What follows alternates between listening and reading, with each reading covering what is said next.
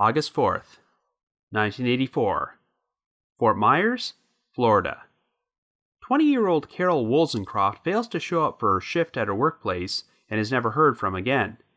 3 days later, Carol's parents return home from vacation and discover her car parked outside the residence, as well as a note from Carol's boyfriend, Eugene LaFaye Jr., who claims she has gone missing without explanation.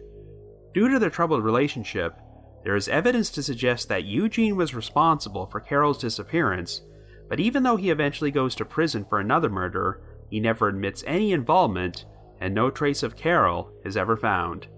After that, the trail went cold.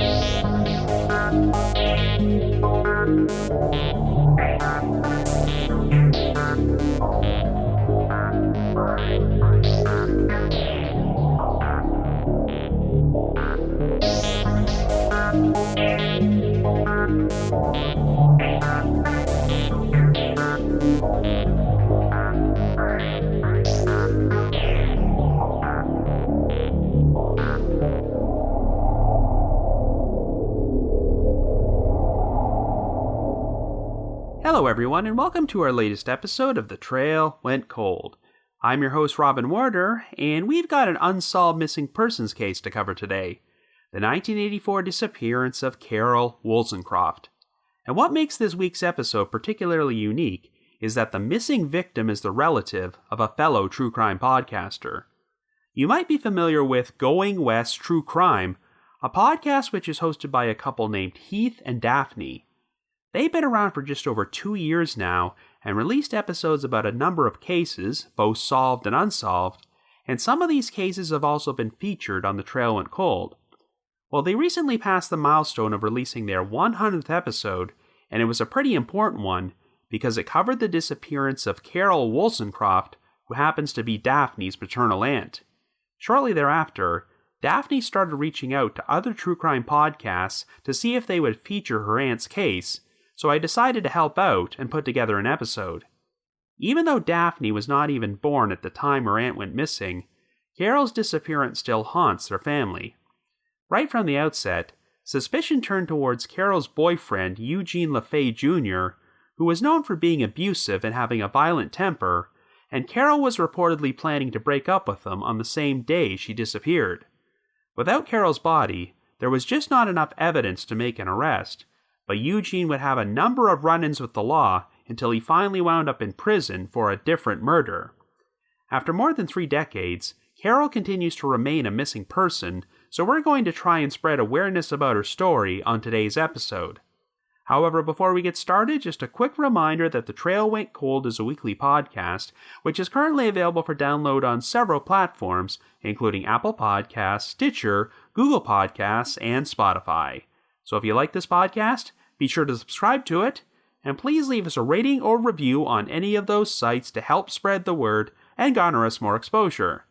The Trail Went Cold is on Patreon, so if you would like to learn how to support the show, please visit our page at patreon.com/thetrailwentcold.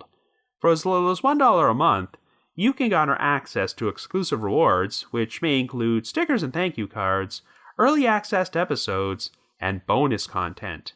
So with all that out of the way, let us now explore the disappearance of Carol Woolsoncroft.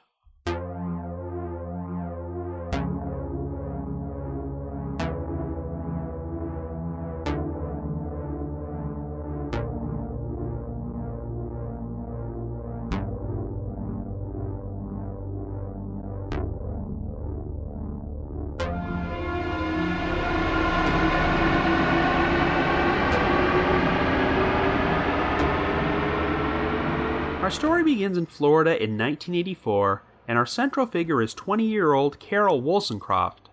Carol was originally born in Buffalo, New York, and spent her early years living in the town of Kenmore before her parents, Ed and Ann Woolsoncroft, moved the family to Florida when Carol was 8 years old. Carol also had an older sister named Lori, whom, as you might have guessed, happens to be Daphne's mother, and Lori would move to California.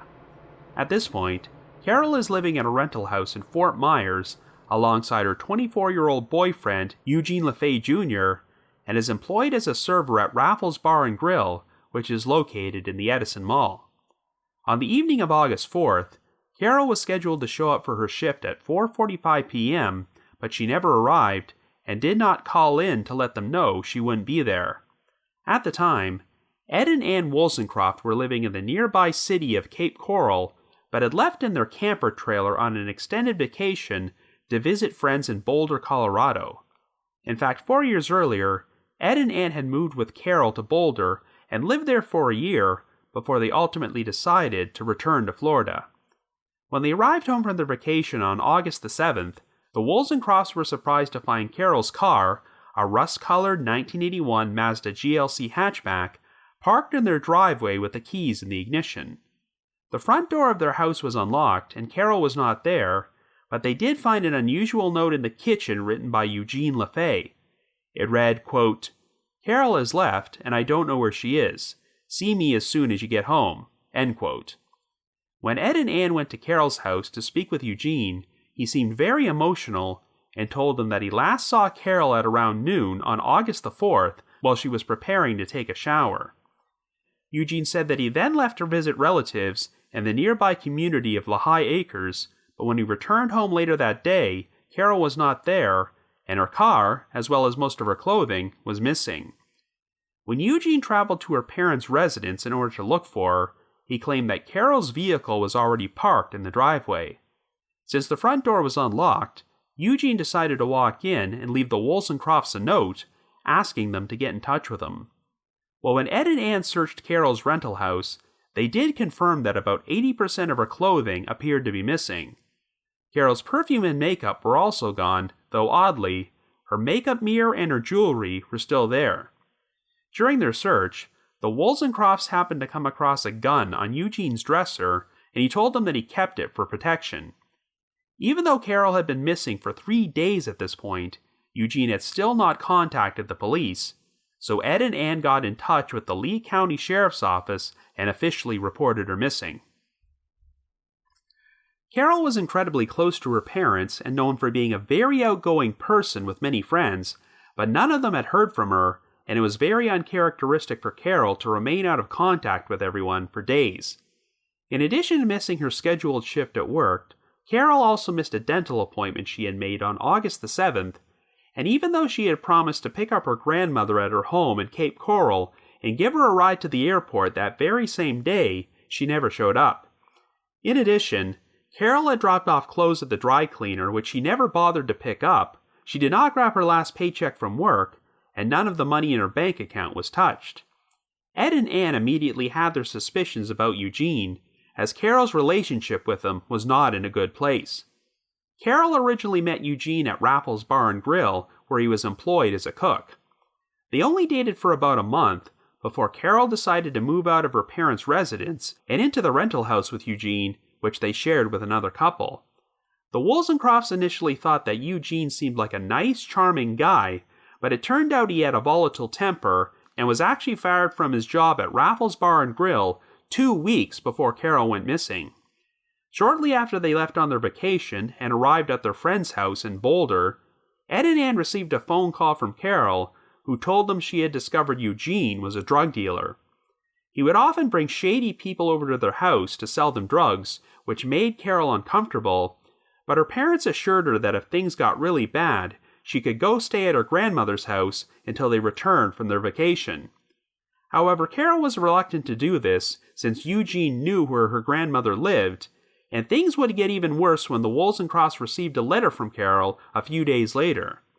This time, she revealed that Eugene had been hitting her and threatening her life, but she didn't know how to leave him. In fact, the reason Carol wrote a letter to her parents, rather than phoning them, was because she did not think she would be able to make a call without Eugene finding out. This prompted Ed and Ann to write Carol back to let her know they were ending their vacation early and driving home. They said they would return on August the 7th and advised Carol to go stay at their house until they arrived. It turned out that on August the 3rd, the day before she went missing, Carol had told some of her co-workers that she was planning to break up with Eugene the following day. That same evening, Eugene showed up at Raffles Bar and Grill in the middle of Carol's shift and started an argument with her. Well, the Woolsoncrofts would learn some disturbing information when they told police about the gun they saw in Eugene's dresser and learned that he was not supposed to be carrying a firearm because he was on probation for an horrific crime. In 1980, Eugene was arrested after raping a 15-year-old girl whom he had threatened to beat with a metal club, and his assault wound up getting her pregnant. Eugene received a 3-year prison sentence, though he was released early on probation, and it seemed likely that Carol was completely unaware of his criminal history. Once Carol's disappearance made the newspapers, an eyewitness came forward and claimed that at around 4:15 p.m. on August the 4th, a half hour before Carol was scheduled to arrive at work, she pulled up alongside a vehicle under the Caloosahatchee Bridge overpass. The vehicle was described as being a rust-colored Mazda, and a woman resembling Carol was in the front passenger seat arguing with a male driver. The woman was described as looking very pale and frightened and screaming out, quote, "Take me to work, I have to get to work," as she banged her fists on her knees.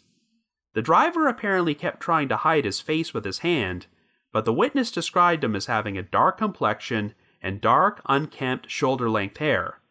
When the light changed, the car cut in front of the witness and sped south on U.S. Route 41. The witness also claimed that she wrote down the car's license number, and while she lost it days later, she recalled it having a Y, and the license number for Carol's car was QYP129. While the description of the male driver did resemble Eugene, who hailed from a Puerto Rican family, but when police tried to question him, he was very uncooperative.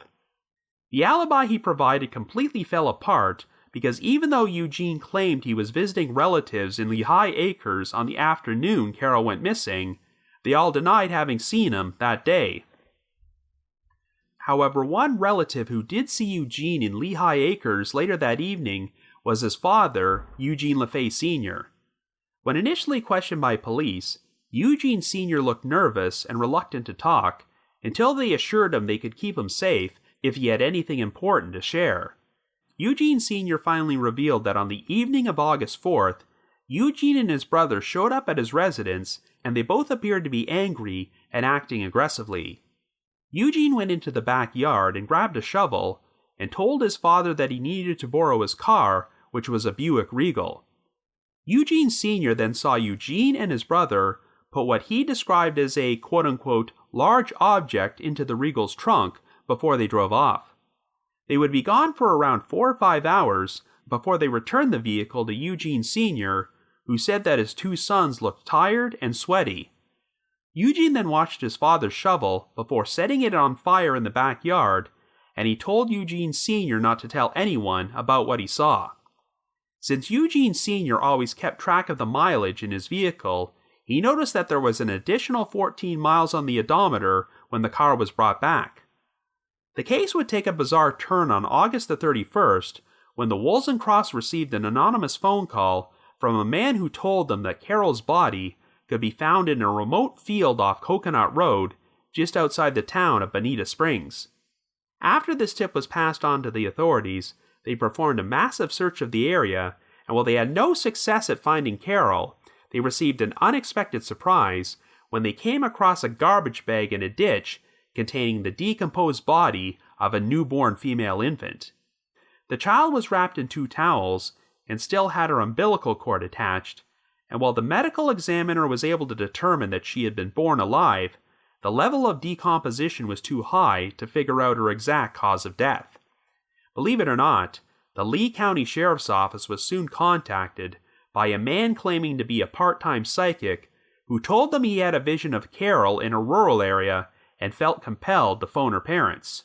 But he now acknowledged that he had gotten his clairvoyant images crossed, which is why the tip didn't pan out. I don't believe this psychic was ever identified, but police did not consider him to be a suspect and ultimately concluded that the discovery of the deceased infant had no connection to Carol's case. In spite of this setback, the Woolsoncrofts were so desperate for answers that they contacted a number of different psychics for assistance over the years and also offered a $5,000 reward for information. Months later, investigators traveled to Middletown, Ohio, to recover a gun which Eugene had sold to another man shortly after Carol went missing, though it was never conclusively proven that this gun was the murder weapon. At some point, another man came forward and claimed that he had once had a conversation with Eugene, who admitted to having killed Carol and stated, quote, "They'll never find her." By the time the one-year anniversary of Carol's disappearance arrived, investigators were hoping to re-interview Eugene, but had trouble locating him. Well, it would turn out that Eugene had left Florida and moved to New York City to live with his sister, and they would work together in order to rob and stab cab drivers for their money, which eventually led to Eugene's arrest. In 1987, Eugene was convicted on the charges of robbery and attempted robbery and served 8 years in prison. However, in October of 2006, Eugene found himself in much more serious legal trouble when he attempted to pawn off a clock radio in New York City and was arrested on the charge of burglary.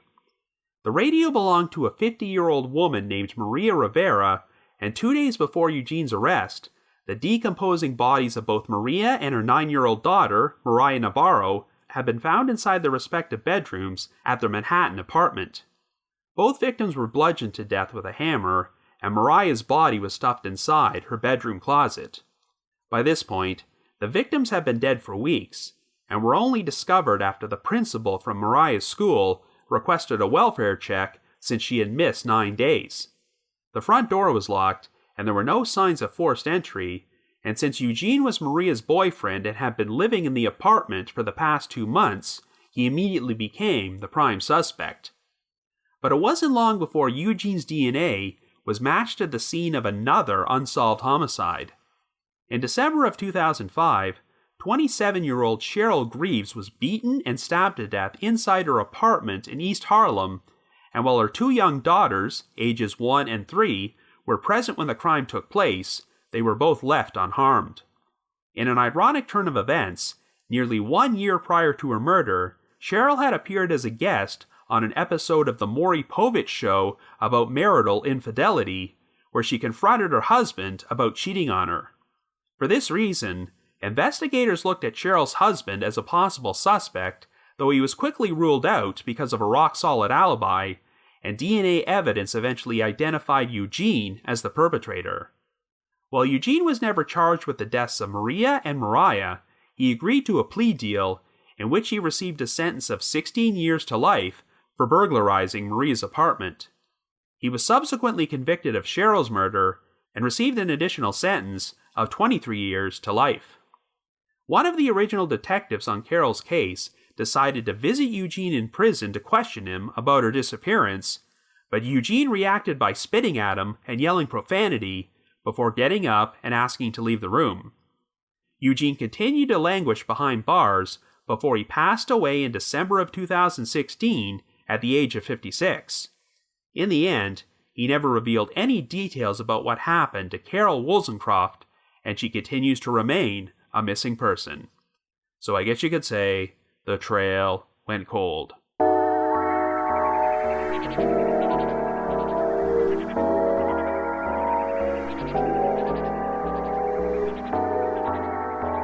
Now, as you probably know, there are a number of true crime podcasts out there hosted by people attempting to find justice for a missing or murdered loved one. Perhaps the most notable example was the Voices for Justice podcast hosted by Sarah Turney, who was seeking answers about her missing sister Alyssa, and an arrest was finally made in that case last summer. But here, we have a true crime podcast host who has been trying to find answers about a missing relative she never even got the chance to meet, since the disappearance took place several years before she was born. In case you're not familiar with Going West True Crime, the podcast launched 2 years ago, and throughout the show's run, Daphne has often made reference to the fact that she had an aunt who went missing and was never found. In July of 2020, Daphne appeared as a guest on an episode of the podcast Missing Maura Murray in order to share Carol's story, but it was not until the end of last year, when Going West released their 100th episode, that Daphne and Heath decided to devote an entire show to this case. Even though Daphne had grown up hearing about her missing aunt, it was not until around 2016 when she started digging into the case and got in contact with one of the original detectives. At one point, Daphne considered traveling down to Florida to put together a documentary about Carol's story, and she may still do something like that in the future. However, I should mention that even though Daphne is related to the victim, she has always been denied access to the original case files because this is still technically an open investigation. So if there are certain details I've shared about the case which might seem murky and leave you with questions, Daphne likely feels the exact same way. Of course, I'll state right up front that even though this case is technically unsolved, it isn't much of a mystery. It seems pretty obvious that Eugene LaFaye Jr. was responsible for Carol's disappearance, and while he ultimately went to prison for other crimes, he died without admitting his culpability. Since they can't charge the likely perpetrator with Carol's murder, the big priority for her family is to recover her remains. I've covered unsolved missing persons cases on this podcast where it seemed pretty obvious that the victim's spouse was responsible, but without a body or strong physical evidence, the authorities just could not make an arrest. In some of these cases, the suspected spouse would then go on to harm someone else at a later time, but Eugene LaFaye Jr. is on a whole other level. Even though he was only charged and convicted of the murder of Cheryl Greaves, he is also believed to be responsible for killing Carol, as well as Maria Rivera and her daughter, Mariah Navarro. That's a total of 4 victims, which would technically make Eugene a serial killer. And as a reminder, Mariah Navarro was only 9 years old, and Eugene bludgeoned her to death with a hammer, so that gives you a pretty good idea about what an evil human being he was. Even before he met Carol, Eugene served time in prison for raping a 15-year-old, and I think it's safe to say that if Carol had known this, she never would have dated him to begin with. They had not been a couple for that long before they decided to move in together, but even though Eugene gave off the impression of being a charming guy on the surface, it wasn't long before Carol saw his true colors. When Eugene got linked to the murders in New York City years later, he was described by police as being a drug user who liked to prey on down-on-their-luck women, as he started a relationship with Maria Rivera before he killed her. Even though there's virtually no chance that Carol took off voluntarily, Eugene did attempt to stage things in order to make it look that way. His story was that he left their house on the afternoon she disappeared in order to visit relatives, and when he returned later that day, she was gone, along with her car and most of her clothing. Eugene then said he went to visit her parents' house and found Carol's car parked there with her keys in the ignition, and since the front door was unlocked, he decided to go inside and leave a note for the Woolsoncrofts, informing them that Carol was missing. Well, the big issue is that Ed and Ann did not return home until August the 7th, 3 days after Eugene last saw Carol, and they said he seemed pretty emotional when they spoke to him. So the obvious question is, if Eugene was that worried, why didn't he go to the police himself and report Carol missing? I've seen this type of thing in countless missing persons cases in which the spouse is considered a potential suspect. Throughout the relationship, the suspected spouse is described as a violent, abusive, and controlling person who liked to keep the victim on a tight leash, yet when the victim goes missing without explanation, the spouse pretty much sits on their hands and does nothing. Here, things reached the point where Carol wrote to her parents to inform them about her relationship issues because she was worried Eugene would listen in on her phone calls. And on the day before she vanished, Eugene showed up at Carol's workplace to start an argument, even though he had been fired from the establishment weeks earlier. That sounds like a pretty controlling and possessive spouse, yet after not seeing Carol for 3 whole days, the best he can do is leave a note? This really gives off the impression that he knew exactly what happened. If by chance Eugene was telling the truth, Carol's actions wouldn't make any sense at all. It's unbelievable enough that someone who had such a close relationship with her family would take off without telling them, but why would she pack a suitcase full of clothing, drive her car to her parents' house, and just leave it there?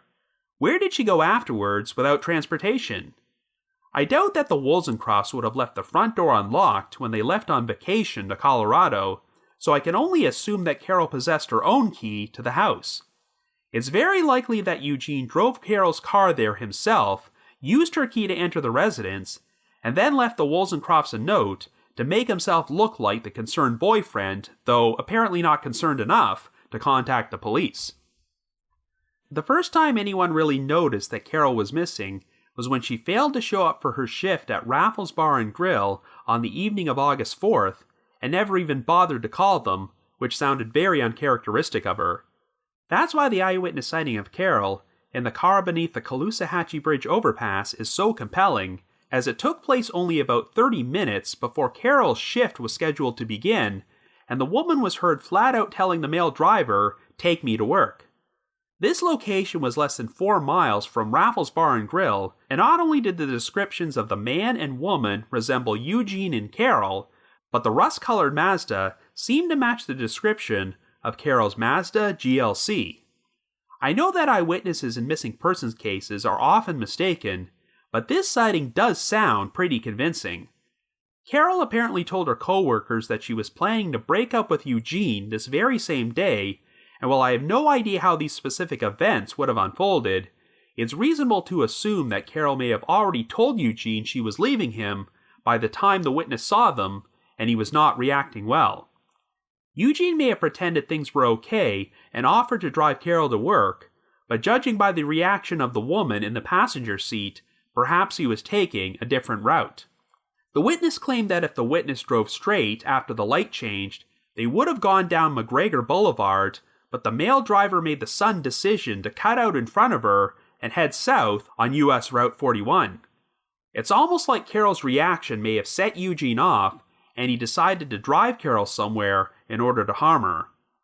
The only issue I have with this sighting is that on the 1-year anniversary of Carol's disappearance, the Fort Myers News Press published a news article about the case which contained this statement, quote, "The woman, after studying photographs of Woolsoncroft, later determined that it was not the missing woman she saw in the car," end quote. Well, this is the only source I've come across which mentions this detail, so I'm not sure if it's accurate, but if the woman in the rust-colored vehicle was not actually Carol, then that would be one hell of a coincidence. In fact, the first time the Fort Myers News Press reported this sighting 1 year earlier, their initial article stated that the eyewitness knew Carol personally, so this seems like an odd discrepancy. That same article also mentioned that the male driver kept trying to hide his face, so I get the impression that the witness could not positively identify him as Eugene. Eugene's alibi that afternoon was that he was visiting relatives in Lehigh Acres, but it quickly fell apart when they denied having seen him. However, it seems apparent that at least one member of Eugene's family was complicit in what happened. As you recall, Eugene's father, Eugene LaFaye Jr., told police that later that same night, both Eugene and his brother showed up at his house and demanded to borrow a shovel, as well as Eugene Sr.'s car. They then placed what he described as a quote-unquote large object in the trunk before they drove away, and given the circumstances, it's reasonable to assume they were transporting Carol's body. It's never been specified which vehicle Eugene used to arrive at his father's residence, but I have to assume it belonged to his brother. You might be wondering why they would go to the trouble of moving Carol's body between different vehicles, but I think it's worth noting that Carol's 1981 Mazda GLC hatchback was a compact model. If you look up photographs of that vehicle online, you'll notice that it has a large rear window which visibly shows the interior of a rather small trunk area as well as the back seat. In other words, this is definitely not an ideal vehicle to use if you want to transport a body. Theoretically, if the sighting of Eugene and Carol at the traffic light is legitimate, and Eugene drove off somewhere and killed her, he may have realized that it would have been difficult to conceal her body inside the Mazda, which is why he sought out the assistance of his brother. While it seems like an unnecessary extra step for them to transport Carol's body into their father's Buick Regal, perhaps the brother was paranoid about leaving potential physical evidence inside his own car. We know that police questioned Eugene Sr., but it's unclear if they ever performed a forensic search of the Regal or Eugene's brother's vehicle, and I have no idea how thoroughly the brother was questioned. Like I mentioned earlier, Daphne has been unable to obtain the original case files, which is why there are some unanswered questions about this whole situation. Daphne's mother, Lori, has also said she was once told that police recovered a shovel from Eugene Sr.'s backyard which had traces of blood and hair on it, but this detail has never been officially confirmed by law enforcement. I mean, it's been reported that Eugene washed the shovel before setting it on fire, but if it had traces of blood and hair on it, then that could have been pretty strong evidence to arrest Eugene, even without Carol's body. Of course, DNA testing was still in its infancy during the 1980s, but I'd be curious to know if there was any available evidence which could be tested today for Carol's DNA. I think the most important detail that Eugene Sr. was able to provide was the mileage on his car's odometer, as he was able to calculate that his sons drove 14 miles during the time period they were gone. Obviously, this means they could have only driven a maximum of 7 miles before they drove back to the residence, so if they were disposing of Carol's body, this at least narrows down the geographic range where she might be buried. But since Lehigh Acres is surrounded by a lot of thick wooded areas, there's no shortage of places she could be. I think now would be a good time to talk about the bizarre false lead in this case, where an anonymous so-called psychic directed police to a location where Carol's body supposedly was, but they wound up finding a deceased newborn infant. This is definitely an odd mystery within a mystery, but unfortunately, I've been unable to find out if they ever solved it or figured out who this baby's mother might have been. The child does not appear to be listed on the Doe Network, but I did find a few articles at newspapers.com which were published a few years later and confirmed that she had still not been identified. While this quote-unquote psychic claimed he got his visions crossed up, you have to wonder if he had inside knowledge about what happened to the child. Instead of coming clean and telling the truth, this person noticed Carol's disappearance in the newspapers and decided to exploit it in order to trick police into searching the area where the baby could be found. But whatever this person's intentions were, I think it's very unlikely that Carol's body was ever there. The location was over 30 miles from Lehigh Acres, and if Eugene used his father's car to dispose of Carol, he could not have driven this distance since the odometer showed that he only traveled 14 miles. Carol's remains are probably still somewhere near the Lehigh Acres area, but while Eugene is no longer around to reveal the exact location, you have to wonder if anyone else from his family has that knowledge. Well, Eugene LaFaye Sr. passed away in 2000, as there's actually a page for him on the Find a Grave website, but it's not clear if Eugene's brother is still around. I don't know what kind of man Eugene Sr. was, but I think it's pretty startling that his two sons essentially bullied him into borrowing his car, and that Eugene Sr. seemed genuinely afraid to speak to the police. And while there's no additional information available about Eugene's sister, it sounds like she was no princess either, since the two siblings apparently worked together to rob and stab taxi drivers in New York during the 1980s. So there are obviously some major issues within that family. Daphne has tried very hard to find out the names of Eugene's brother and sister and possibly track them down, but has not had any success, and we don't even know if they're still alive today. Since Eugene's brother was likely present when Carol was buried, he might be the only other person who knows the location of her remains. While Eugene himself will never be charged for what happened to Carol, she could still receive some form of justice if Eugene's brother is alive and could be charged for his role in helping cover the whole thing up. However, one witness told police that Eugene allegedly confessed to killing Carol and said they'd, quote-unquote, never find her, so perhaps he revealed incriminating information to other people over the years. Given Eugene's violent reputation, you can understand why they might have been reluctant to come forward, but now that he's gone, they have nothing to fear. 6 years after Carol's disappearance, Ed and Ann Woolsoncroft did an interview with the Fort Myers News Press in which they expressed their praise and gratitude towards the investigators on Carol's case and said they had developed a close relationship with the lead detective, Richard Chard. Even though the case was not solved, it seemed like law enforcement did everything they possibly could, but just lacked that one key piece of evidence which would have allowed them to make an arrest. Indeed, when Daphne got in touch with Chard a few years ago, he told her that it was the one case he worked on during his police career which still haunts him. By this point, all Carol's family really wants to do is recover her remains and give her a proper burial, And it's possible there might be someone out there who possesses the necessary information to make that happen. So if you know anything about the disappearance of Carol Woolsoncroft, please contact the Lee County Sheriff's Office at 239-477-1000. That's 239-477-1000. But if you have anything you would like to share with her niece, Daphne, feel free to contact the Going West True Crime Podcast at their email address, goingwestpodcast@gmail.com. That's goingwestpodcast@gmail.com. I also highly recommend you check out their show, which has dropped over 100 episodes, and if you would like to learn more about them, I will be playing a promo momentarily. Also, if you would like to get in touch with me, feel free to send me an email to robin.warder@icloud.com. That's robin.warder@icloud.com. Now, the reminder that The Trail Went Cold is on Patreon, so please visit patreon.com/thetrailwentcold to learn how you can support our podcast and become eligible for some pretty neat rewards. We produced a bunch of exclusive bonus episodes for our patrons in tiers 2 and 3, and this past month, I released an episode about the controversial 1992 death of Michelle Witherall, who supposedly fell from the third-story balcony of her apartment until her husband was accused of murdering her.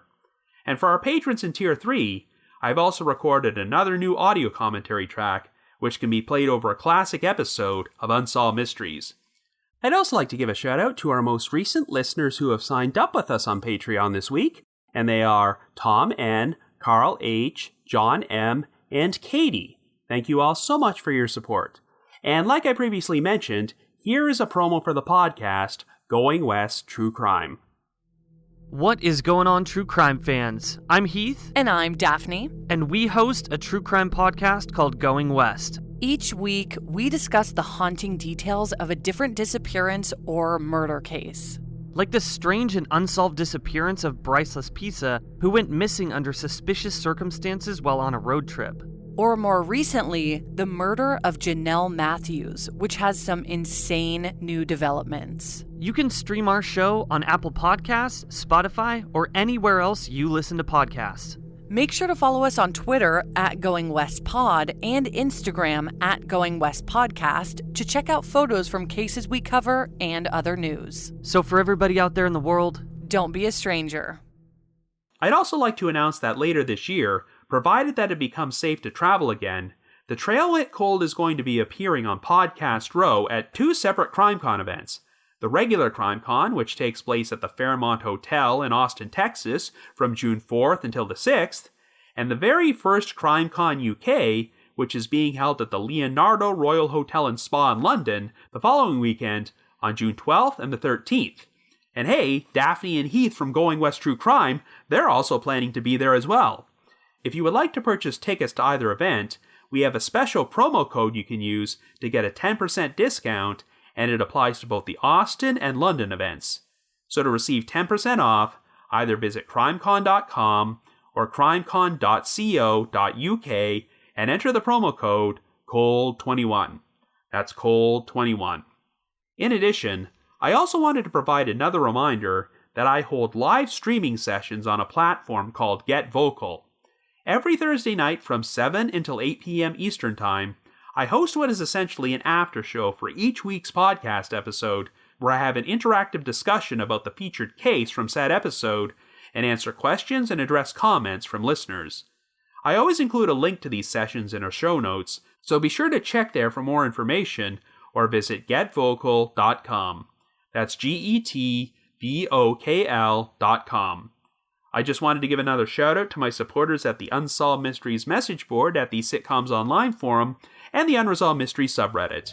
I need to provide a big thanks to McGill Foote, who edits and assembles this podcast together for me, and Vince Nitro, who composes the eerie music you hear on every episode. If you haven't already, you can like us on Facebook, follow us on Twitter, or leave us a rating or review on Apple Podcasts, Stitcher, Google Podcasts, or Spotify. So have yourself a good week and join us next Wednesday for another brand new episode of The Trail Went Cold.